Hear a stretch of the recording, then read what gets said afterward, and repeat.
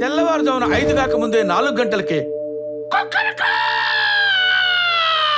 అని కోడిలా కూశాడు. అప్పుడు గౌతముడు యథావిధిగా లేచి టవలు భుజానేసుకుని నదికి స్నానానికి వెళ్తాడు. ఇదే అదననుకుని ఇంద్రుడు గౌతముడు వేషంలో అహల్య దగ్గరికి వస్తాడు.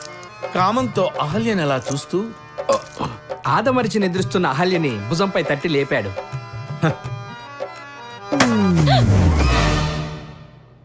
చూసింది చాలు, డైలాగ్ చెప్పు. స్వామి, నదికి పోలేదా? గదిలో నువ్వు ఉండగా నదికి నేనెందుకు పోతాను అని ఆమెని పాన్పుపైకి తోసి ఆత్రంగా ఆక్రమించెను.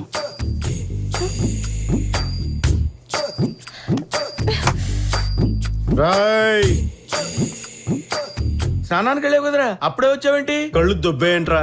టవల్ తీసుకెళ్ళాను కానీ సబ్బు తీసుకెళ్ళదుగా. అలా వెళ్ళని ఇలా మునిగి వచ్చేసాను. ఈసారి సబ్బు తీసుకెళ్లి శుభ్రంగా స్నానం చేసి వచ్చాయి.